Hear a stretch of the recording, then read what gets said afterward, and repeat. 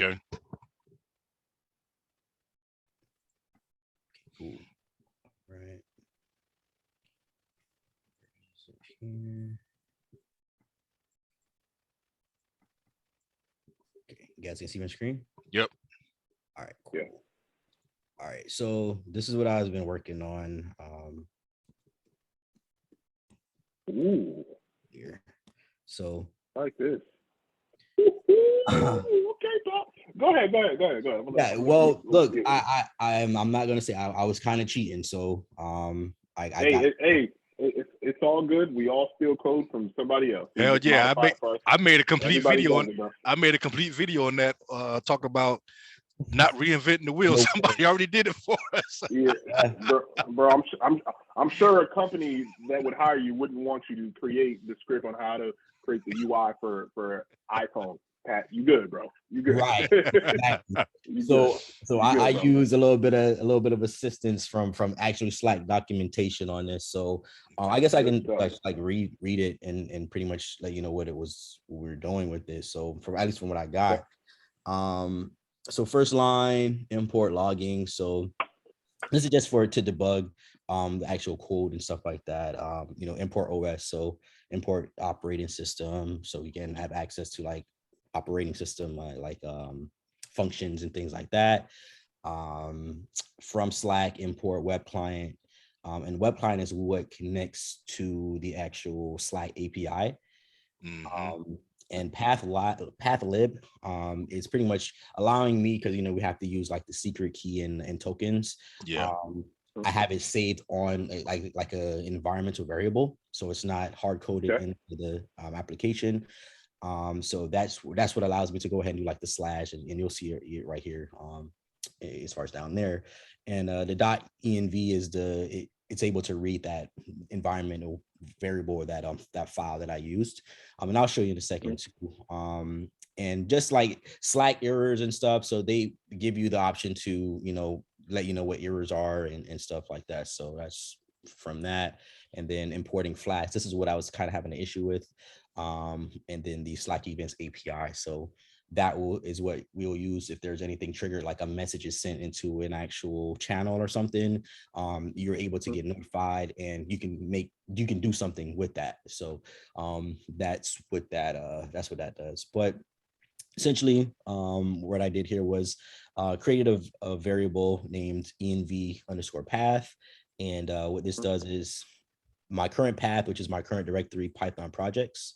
If I list it here, you can see I have I did a couple of like screenshots, because I was going to try to screenshot everything, but you see there's slackbot.py and slackbot mod. So this is named slackbot mod. But if I do a ls minus la, you should see I have a .env folder file there that shows like my stuff. So I don't know, since we're recording, I don't know if I should show it, but yeah, probably won't, just for the sake of the video. But it pretty much has important information, like on the Slack website.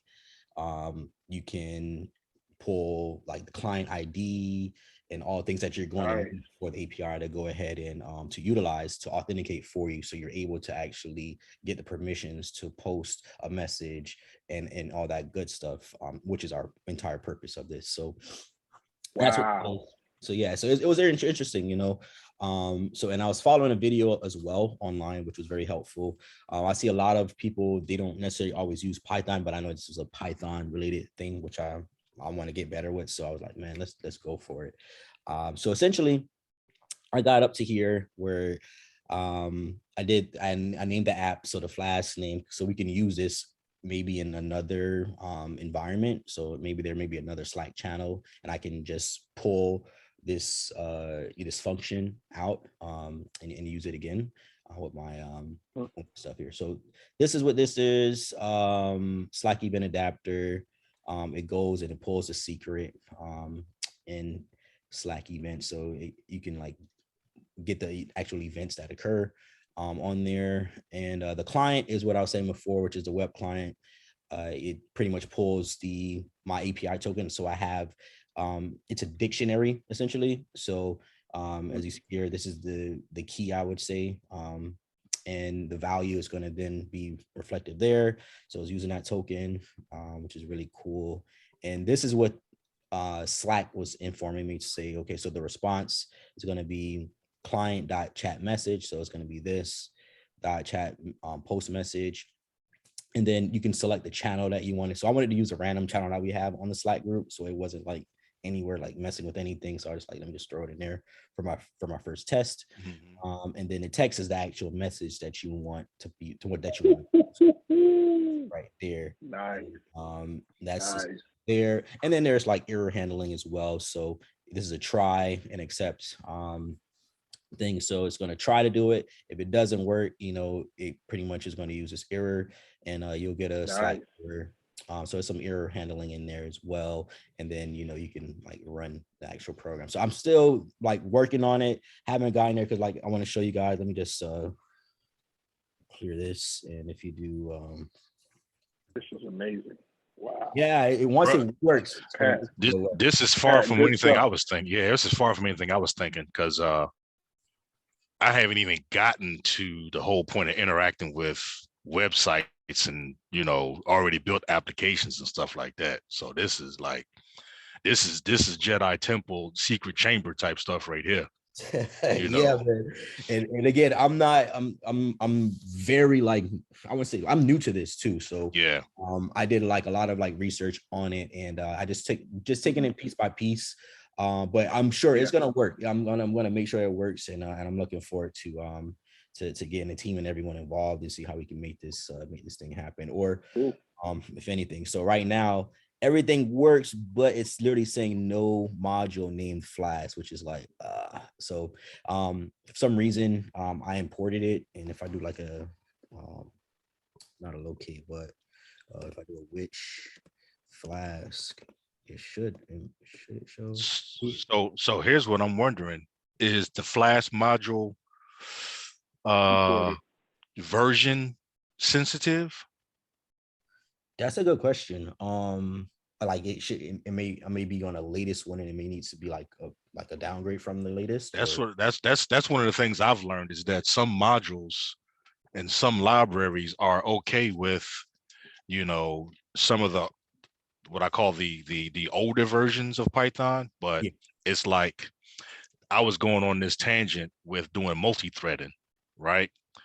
And come to find out that multi-threading was called one thing in one version of Python up to a certain rev. And then after that, they called it something else. They called it concurrent futures. So yeah, it's like the same function, but they like gave it a different name in the newer versions of Python. Okay, so yeah, I gotta look into that. I was getting so frustrated for me to get to here. It was like, man, and then I'm following this dude's like YouTube, and like he just like putting the things in, but it was like last year, and I know that they were saying that there was a lot of changes that the Slack API applications on, so it's really not relevant now, even though it's just like not even a whole year ago. So that's where it's like it makes it interesting. But for example, I think if I even, because obviously the code is going up to here and it's stopping.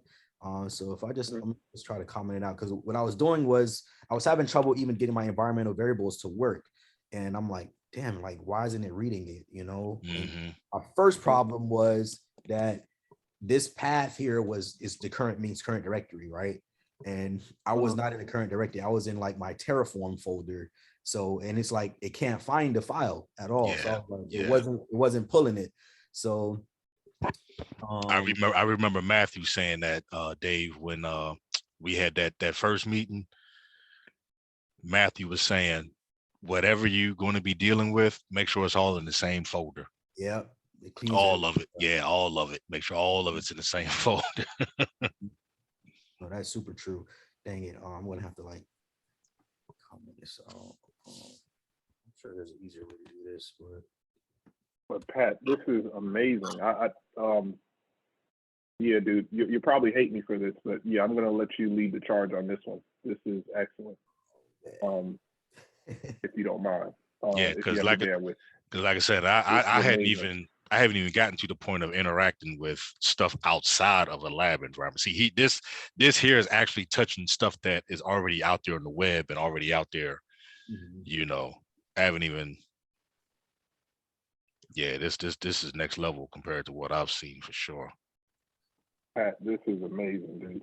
Jesus, Dude, this is amazing. Get it, man. And the funny thing is, like, for example, I'm gonna see if I can just show you how I'm able to pull.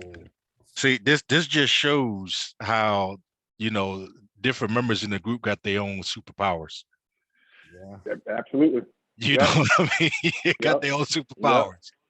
Because you know the funny thing is, right now, Pat is looking like Green Lantern. He's looking like Green Lantern right now. I love it. I love it. I love it. You know, he flexing that constructs like it ain't no big deal right now. No, man, because I literally just because the biggest thing with this is like you're saying, not, you know, don't number one, don't repeat yourself in this, you know, with the dry method, and also not to like reinvent the wheel. That's the biggest thing. Obviously, don't go out and just start pasting things and putting in code and just saying, hey, well, you know, I did it, and then you have a virus or something and something doesn't work. Yeah. Just do your due diligence. And I mean, if you go into like I go to the source, who's the what they say, the truth. And they are, you know, who's better to tell them how their stuff works than them. So they had like a whole form, and I'll put it in the chat as well, so everyone can see where I got this from. But let me, at least for now, like, okay, it says to like pull this information here. Let me do it. And if you Pat, if you need anything from like Claude is an admin, and along with myself and Jermaine, if you need admin access to the Slack, please let us know. I mean, we'll give you that access, because this is amazing. For sure, man. Yeah, it was cool. It's like it's really interesting to see how like this stuff works, and I saw it, and you know, I was like, you know what, it's probably not gonna be, because I again, I haven't really did a lot of like Python stuff since, like, because I had a class I believe a year ago. You know, after the class I kind of like phased away from it, but it was a really cool course, and it just got me like hype to really like be a programmer, because I never thought I was like even going to be able to understand anything. And they were like, Python is easy, you know, like, no, it ain't. No, it ain't. We're getting into it, you know. I'm like, all these things, but once you get the foundation on, again, I'm not, I said I'm an expert of any. I'm still very novice on this stuff, but just like you say, understanding the basics like a list, and you know, how Python takes things, like you can't concatenate, you know, like a different, like a string and you know, a string and a string. Or integer, and like it's giving you an error, like why isn't it working? And it's like, those type of fundamentals, you know, go a long way. But I'm getting there. And before, in fact, what I could do is, instead of doing all this, I should have just did this. This is my other one that I used, and I think this one here was at least giving me okay, what was the error it was giving me? I think it's still the Flask error. This. And Pat, while you're doing this, let me ask you, is this in your repo, in your GitHub repo? No, I didn't push it up there. Because okay, gotcha. So it's still like local. So it's still local. Okay. So I haven't like posted or anything like that. Okay, what is it saying? Okay, token 657 error. API token. Okay. What web client? Yeah, I want to Pat, let's track this journey, man. This is I already, and I can invite you to the repo. I can invite you to the repo or what have you, so you can upload this and we can track it. And then of course we can let people know, hey, if you're gonna work on this, create a branch, and Pat owns the main branch. If you have changes that you want to make, go ahead and shoot up your request, and Pat will review it or deny that request via GitHub. So Sounds good, because I really don't have much interaction and engagement with like the Git stuff. So Yeah, I got you. This will be a good way to learn that too. So yeah, that sounds really cool and really fun. So I'm definitely stoked for that. And I'm sure we're gonna like come out with something really nice where we can, because what I was gonna do once I finally get, the actual program to post things, what I wanted to do is then, because I know you mentioned you want us to be able to do it at a certain time and stuff. So I can do like a good morning post and do it like a cron job or something like that, where the application is ran and it does a static message, and every morning, something like that, we can greet the team and stuff like that, So that's the overall vision. Of course, it could be even bigger than that, but that was like my first objective, obviously posting a message, and after that being able to automate it where it does it, daily or weekly or something like that. That's perfect. Let me invite you to this to repo. If you can drop your if you want to show me your GitHub username, I'll go ahead and pop you in now. Yeah. And then Claude, I know you working on setting up your GitHub, and I think the session that we have with Diamond this week will help out everybody. So man, I'm so far behind on that thing. I added it to my list to do. Yeah.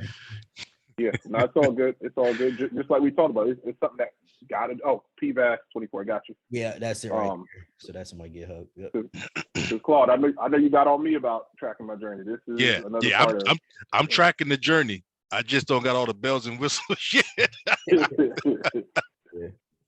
I got some videos of some stuff I did, but I don't got it. I don't got any repositories right now. Gotcha. You're gonna get there. All right. So yeah, Pat, I just went ahead and invited you to the Python project, made you a collaborator, and then yeah, this is dope. And then yeah, do what you need to do, bro. As far as just pull stuff in there if you need to. Yeah, pull stuff in there if you need to, what have you. And then yeah, can I make you an admin? Let me see here. I think I could. Yeah, once you accept it, then I can make you admin and stuff like that. So yeah, we'll have fun. Perfect, man.